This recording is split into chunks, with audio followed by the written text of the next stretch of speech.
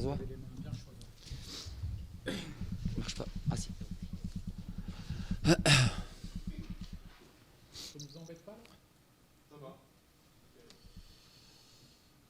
Bon, ben oui, retournant, on va dire. Gros tournant? Retournant Ah. ce résultat un petit peu, voilà. Oui, mauvaise entame, comme on a un peu l'habitude de les faire à l'extérieur. Et puis, voilà. Mais on s'y attendait puisqu'on avait prévenu le groupe avant qu'ils sortent à l'échauffement, on ne les sentait pas comme le week-end dernier. Et donc on s'est dit, vous allez avoir affaire à une équipe qui avait autant envie que vous la semaine dernière de battre Dijon, et eux ils vont avoir la même envie que vous pour vous battre. Et donc voilà, il n'y a pas de mystère dans le football, que des fois quand on est entraîneur, qu'on a un peu de vécu, un peu plus vieux que certains, on sent les choses et on ne s'est pas trompé. Voilà, donc après on a eu une maîtrise en première mi-temps. Valenciennes n'a pas fait beaucoup de jeux, mais ils étaient capables de nous punir en contre. Donc on n'était pas en sécurité. Et puis la deuxième est bien meilleure.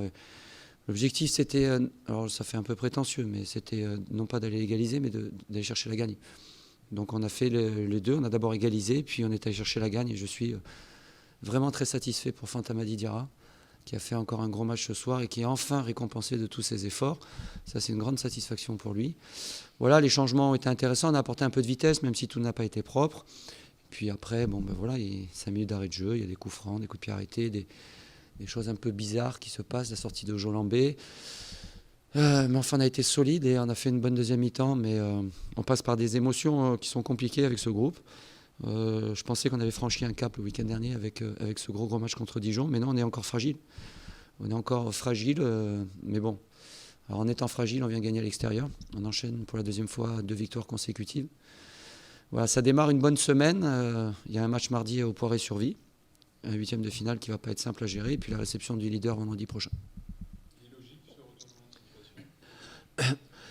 Moi, j'ai trouvé que sur l'ensemble des matchs, on est meilleur que Valenciennes. Après, on est sur 2 dynamiques complètement opposées. Donc on a peut-être une confiance. On a aussi un vécu. À chaque fois qu'on a été mené, on est quasiment toujours revenu. On en est quand même à 14 ou 15 matchs sans défaite. On perdait 2-0 à Créteil, on fait 2-2. Voilà. Et je l'ai dit à la mi-temps, on sait on connaît. Voilà. Donc ça, on sait faire. Mais au-delà de cela, on ne pouvait pas se contenter de cette première mi-temps et surtout de ces entames de match. Mais voilà. Alors c'est encore une alerte. Ceci dit, on prend 3 points, on prend 6 points de match. Je ne sais pas du tout où on en est, peu importe. Mais en tout cas, on avance et on continue à grappiller des points, à mon avis, sur le haut. C'est la première fois de la saison que vous renversez un score, que vous êtes mené 1-0 et que vous gagnez un match. Ça, c'est une vraie première. Bon, ben voilà, c'est bien. Non, c'est bien. Et vous savez, sur les matchs allés, si je me souviens bien, on avait fait 3 défaites d'affilée, Orléans, Dijon et Valenciennes. Et sur les matchs retour, on a déjà pris 7 points, alors qu'on n'en avait pris qu'un. Donc voilà, on est sur des bonnes bases. On est mieux. Après, c'est pas dans la facilité, je vous le conçois. C'est beaucoup de stress pour tout le staff et la direction, et les joueurs aussi. En tout cas, on a cette capacité aujourd'hui, en plus, à inverser la tendance et à prendre les points. Donc voilà, il faut bien récupérer, bien rentrer ce soir et puis préparer ce 8e de finale, parce que le président l'a dit dans le vestiaire, on ne va pas parier sur une ou deux on ne choisit pas entre une des 2 compétitions. Le but, c'est de se qualifier pour les quarts de finale, parce que c'est quand même des quarts de finale de Coupe de France. Et puis après, bien se reposer pour la réception du leader. Ça va être encore un gros match à la Baie des Champs. Donc j'espère qu'il y aura autant d'engouement que le week-end dernier contre Dijon.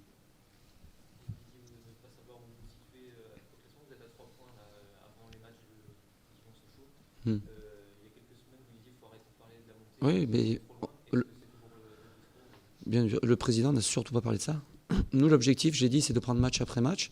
Donc on en a un dans une autre compétition qui est la Coupe de France, et puis on en aura un autre. Mais ce qui est super, c'est qu'aujourd'hui, on est parti sur la phase retour et qu'on arrive à se mettre dans des dispositions pour jouer des gros matchs.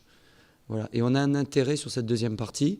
C'était quand même pour nous, le staff, c'était le plus important, c'était de ne pas tomber dans un train-train et ronronner dans un ventre mou.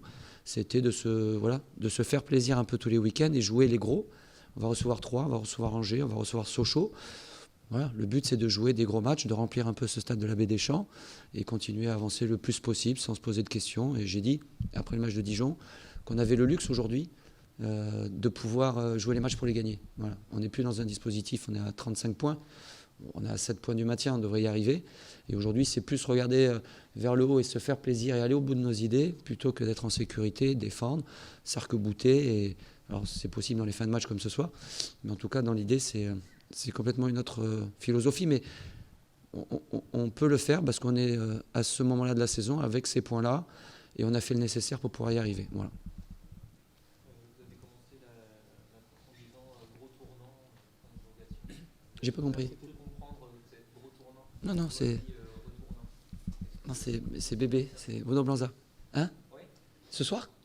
Non, ce ce que vous demande Benoît, c'est est-ce que oui, c'est pas un tournant au final, voilà. Ah, mais je croyais que... Ah, un tournant, le match? Moi, j'ai parlé de retournement. Ah, retournement de situation par rapport au score. Un tournant ce soir? Non, le tournant, il était le week-end dernier. Le tournant, il a été de battre Dijon 3-0 et de se trouver à 32 points et prendre le large sur le bas. Si on n'avait pas fait ce résultat-là, on ne serait pas venu dans les mêmes dispositions et on n'aurait peut-être pas gagné ce soir. Le tournant, il était le week-end dernier. Il nous a mis sur de bons rails. On a renoué avec le succès. Mentalement, ça a été très important. Et voilà, après le reste, c'est... Mais il y a encore beaucoup de boulot, surtout sur les entames et sur la façon d'aborder les matchs. Et ce soir, on ne s'est pas mis dans les dispositions qu'il fallait pour être costaud dès le début. Vous posez pas mal de problèmes sur les côtés. Est-ce que les transferts ont mieux changé? De système, ouais, ils ont réussi plus que Dijon à passer par les latéraux, ce qui est le plus compliqué à gérer quand on joue en 4-4-2 en losange. Après je n'ai pas trouvé qu'ils nous avaient mis... Enfin, il y a eu des situations, surtout en première mi-temps. Ce premier mi-temps, je les ai trouvés plus percutants qu'en deuxième. Après, ils n'avaient pas pléthore de joueurs non plus sur le banc pour pouvoir aller chercher et faire la diff. Mais bon, ouais, le problème de ce système, c'est ça. C'est éventuellement l'apport des latéraux, s'ils arrivent à ressortir par les latéraux. Mais bon, on a encore fait un gros match au milieu, j'ai trouvé. On a beaucoup cavalé, comme d'hab. Et puis offensivement, on a fait ce qu'on avait à faire. Et puis après, on s'est remis sur la largeur pour être un peu plus sécurisé justement par rapport à ces latéraux. Et ça nous a souri ce soir. Voilà. Donc il faut continuer. Vous avez fait peur en repassant à 5 en CDO. Ah ouais, ben c'est Puig aussi, il m'a dit à la fin, coach. Mais bon, si je le fais pas et qu'on prend un but, ça va me retomber sur la tête. Non mais c'est vrai, je suis d'accord. Et Puig, il me dit, coach, il faut qu'on arrête de passer à 5. Parce que le premier ballon qui touche, il n'a même pas touché le ballon. Comme à Laval. Ouais. Non, c'est pas évident. Mais les rentrées n'ont pas été bonnes dans le sens. Je pense qu'on a un problème d'échauffement sur le bord de touche et quand ils rentrent, ils sont pas chauds, ils se carbonisent. En 3 minutes, ils n'ont pas le second souffle. Il faut qu'on réfléchisse à ça aussi. Enfin, beaucoup de réflexions à avoir. Merci, bonne soirée. Au revoir.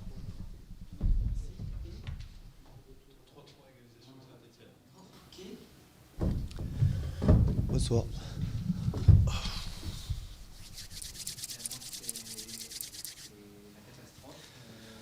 Catastrophe. C'est cruel, quoi. C'est cruel. Parce que ils n'ont pratiquement pas d'occasion de but et on perd de 1. Tu as l'occasion de tuer le match, tu fais une bonne entame de match, tu as l'occasion de tuer le match, de mettre le troisième, de mettre le second, de mettre le troisième, même le quatrième. Bon, après, tu n'es pratiquement pas en danger. En 2 minutes, chut, tout qui est parti, quoi. Voilà.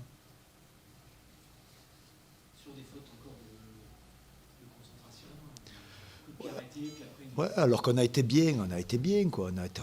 Je veux dire, c'était dans l'esprit, ça se battait bien. C'était un match parfait pour se relancer, quoi, contre une bonne équipe d'Auxerre, mais je trouve qu'on les a bien contenus, on leur a posé des problèmes, on a bien défendu, comme on avait prévu. On a eu de belles contre-attaques aussi. Après, voilà, en 2 minutes, tout bascule. En 2 minutes, tout bascule. Voilà. Il n'y a pas tout à jeter. Hein. En 2 minutes, tout bascule. Ah ben, on peut s'en prendre qu'à nous-mêmes. Hein. C'est pas Auxerre qui a bien joué. Hein. C'est nous qui leur avons donné l'opportunité. Voilà. Sur les 2 actions, voilà. C'est comme ça. Hein. C'est à nous à inverser, mais ce soir, on était bien parti pour inverser la tendance. Et malheureusement, en 2 minutes, ça s'est écroulé, quoi. Là, c'est complètement, vous êtes pris dans la masse, la spirale, des 6 défaites de suite, à chaque fois 2 buts encaissés, c'est compliqué. Ouais, mais on n'a pas le choix. Comment ne pas céder au découragement? Ben, on n'a pas le choix. Il faut persévérer, il faut s'accrocher. On a montré qu'on était capable de le faire. Hein. Maintenant, un match, c'est 1h30. Hein. C'est pas 1 heure, c'est 1 heure et demie. La rigueur, c'est ça. La rigueur, c'est que le moindre petit truc, il faut savoir dégager, il faut savoir se reconcentrer. Voilà, c'est tout ça. La rigueur, ça passe par là. Le moindre relâchement, on s'aperçoit que voilà, on ne peut pas se relâcher. C'est vraiment sur le contenu, ça fait mal, quoi. Voilà. Sur la physionomie du match, ça fait mal. Très mal. C'est comme ça. Vous avez dû faire des ajustements justement avec les joueurs qui n'étaient pas là. Est-ce que ça vous satisfait Quel ajustement sur les joueurs qui n'étaient pas là? changer l'organisation de l'équipe Ouais, mais elle était pas mal. Oui, justement. Ça, c'est une satisfaction justement. Ouais, mais les joueurs ont répondu présent. On a fait, je vous dis, on a fait une bonne entame de match. On a marqué un but. On a eu 3-4 occasions pour aggraver le score. Hein.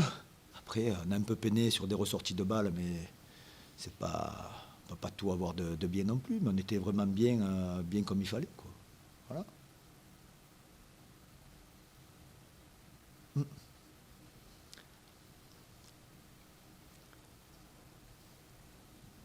difficile de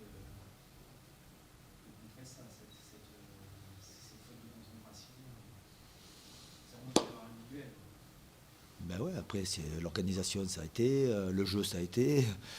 Mais je trouve qu'on était dans l'esprit. Il y a pas de, tout le monde avait envie de bien faire. Voilà. Après, c'est le football. Hein. On peut pas, ben c'est à nous encore d'aller. On a fait des progrès. Il faut encore. Ça a été pas mal, mais il faut faire encore mieux. Voilà. On n'a pas le choix. Ouais. Ok.